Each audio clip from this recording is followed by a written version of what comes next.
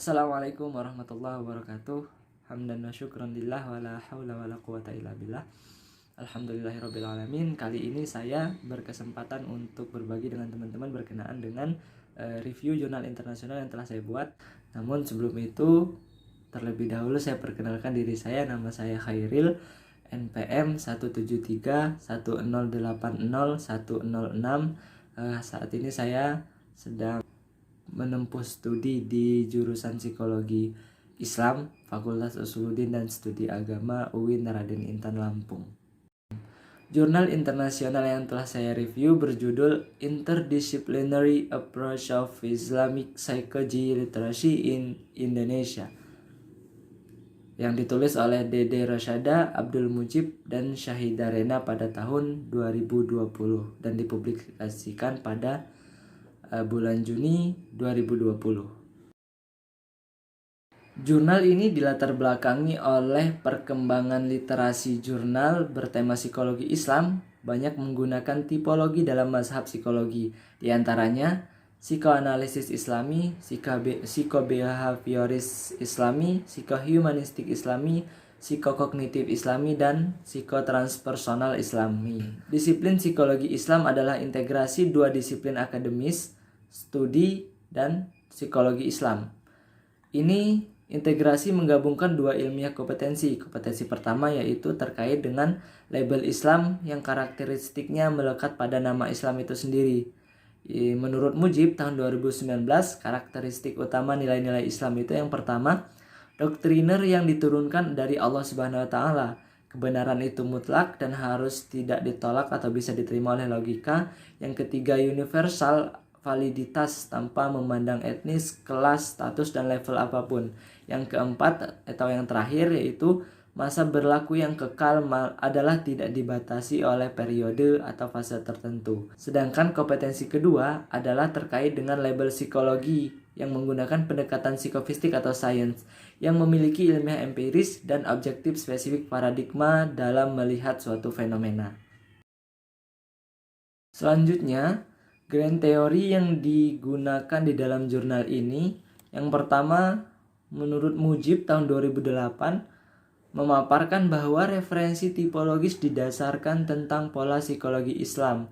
Polanya adalah pengembangan gaya Islami psikologi yang pada dasarnya berasal dari ajaran Islam. Ini mungkin prosedur fenomena psikologis didasarkan pada teori psikologis barat kemudian diislamkan, atau berangkat dari prinsip-prinsip Islam yang dianalisis berdasarkan pendekatan psikologis. Kemudian Mujib pada tahun 2019 juga mengemukakan bahwa karakteristik utama nilai-nilai Islam yaitu yang pertama, doktriner yang diturunkan dari Allah Subhanahu wa taala, kebenaran itu mutlak dan harus tidak ditolak oleh logika apapun. Yang ketiga, universal atau validitas tanpa memandang kelas, etnis, dan lain sebagainya. Dan yang terakhir, masa berlaku yang kekal adalah tidak dibatasi oleh periode atau fase tertentu. Metode penelitian dalam jurnal ini menggunakan pendekatan kualitatif. Data diperoleh dengan mengumpulkan 27 literatur jurnal psikologi Islam. Kemudian dari data yang sudah terkumpul, dianalisis menggunakan teknik analisis konten atau analisis isi, memahami isi dan mengkritik konten atau isi secara objektif dari literatur-literatur yang telah dikumpulkan sebagai data. Dari 27 jurnal literasi yang dianalisis, ditemukan 5 literasi psikoanalisis Islam, 3 literasi behavioristik Islam, 3 literasi psikohumanistik Islam, dan 1 buah literasi psikokognitif Islam, serta 14 literasi psikotranspersonal. Maka dari sini bisa kita lihat bahwa mazhab psikotranspersonal Islam sangat mendominasi pola perkembangan literasi psikologi Islam di Indonesia. Berdasarkan jurnal literasi research ini yang bertemakan psikologi Islam, dapat disimpulkan bahwa ternyata penulis memiliki varian yang beragam dalam perkembangan mazhab psikologi Islam, terkhusus di Indonesia. Mazhab psikotranspersonal Islam mendominasi pola perkembangan psikologi Islam di Indonesia. Kecenderungan ini disebabkan oleh proses integrasi Islam dan psikologi yang paling mudah dan tingkat resistensi yang rendah adalah psikotranspersonal. Tema-tema yang diangkat seringkali berkaitan dengan nilai-nilai kehidupan, makna hidup, transendensi kesolehan, relasi ibadah kepada Tuhan, dan bagaimana kelangsungan hidup terutama setelah kematian. Saya sebagai mahasiswa psikologi yang masih perlu banyak belajar, setelah mereview jurnal ini, melihat bahwa selain mengintegrasikan mazhab di pengembangan bidang psikologi Islam, hasil penelitian ini bisa digunakan cendekiawan muslim di Indonesia sebagai pola dalam pengembangan psikologi Islam berikutnya, terkhusus di bidang mazhab psikotranspersonal, terkait dengan metode, kemudian relevansinya, sebagai upaya dalam mensejahterakan psikologis individu.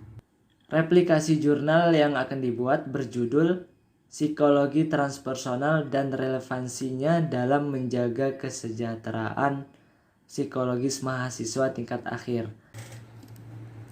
Replikasi jurnal ini dilatar belakangi oleh kesadaran orang yang lebih mementingkan rasional objektif empiris dan kurang memperhatikan kedalaman jiwa dan fenomena spiritual.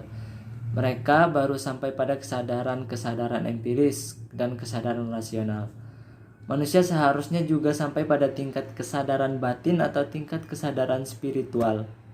Memang perangkat untuk sampai pada kesadaran batin tidak kita peroleh melalui ilmu apalagi teknologi, tetapi melalui agama. Lewat aturan-aturan Tuhanlah yang salah satu titik fokusnya mengatur fenomena subjektif spiritual manusia. Sebenarnya, kehidupan anggota masyarakat di Indonesia yang beragama, baik itu agama Islam, Kristen, Hindu maupun Buddha dan kepercayaan yang lainnya, sangat akrab dengan dunia yang oleh psikolog barat disebut dengan transpersonal manusia. Karenanya, perlu disadarkan baik secara teoris maupun praktis berkenaan dengan konsep psikologi transpersonal ini, guna meningkatkan kualitas psikologi seseorang. Grand teori yang digunakan dalam replikasi jurnal ini yaitu teori dari Ramachandran dan Ian Marshall tahun 2013 yang menyatakan bahwa psikologi transpersonal sebenarnya ingin melihat potensi manusia yang terdalam, salah satunya adalah spiritual question. Kemudian Nusjirwan tahun 2000 menyebutkan bahwa objek psikologi transpersonal sedikitnya memuat antara lain keadaan-keadaan sadar, keadaan-keadaan kesadaran, potensi tertinggi atau terakhir, transego, transendensi, dan spiritual. Mujidin tahun 2005 menyatakan bahwa komponen kesadaran manusia tidak terbatas hanya psikofisik, psikokognitif, dan psikohumanis saja. Namun ada dimensi yang lebih dalam dari sekedar itu semua, yaitu kesadaran batin dan dimensi mistis manusia, atau lebih terkenalnya sebagai dimensi spiritual kesadaran manusia.